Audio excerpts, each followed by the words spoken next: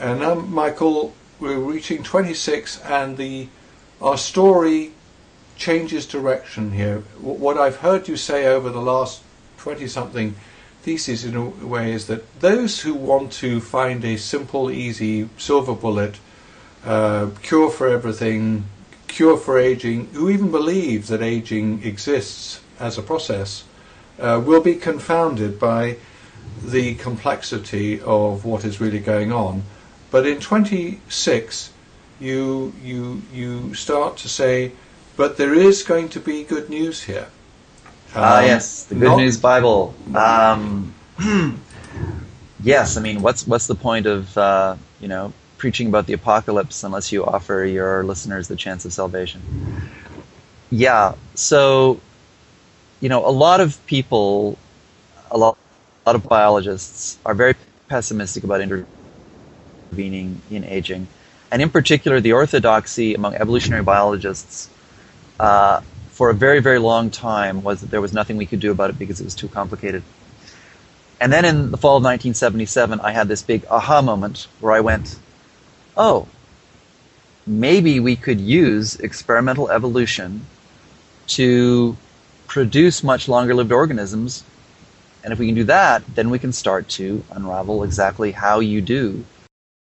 And in 26, I talk about the first fateful step on this journey. I talk about my realization that in the context of my work as an experimentalist, all I needed to do to get natural selection to work much harder on keeping adult organisms alive was to shift the first stage of reproduction in a population and sustain that shift over a number of generations. And so, in fact, late in 1977, I proceeded to do exactly that in my lab work. So this then was really your kind of 1905 moment, was it? Where you started to see the connections that would enable you to change how we think about how we age. No, I wouldn't give myself credit with the blinding speed and insight of an Albert Einstein.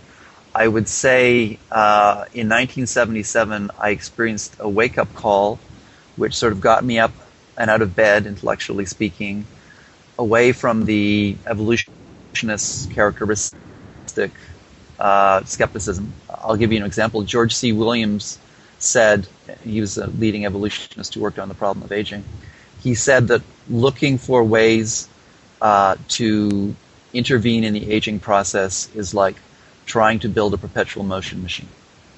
That's how skeptical evolutionists were about intervening in the aging process. One of my advisors, John Maynard Smith, who was a very noted evolutionary biologist in the 20th century, did much of his experimental work on aging.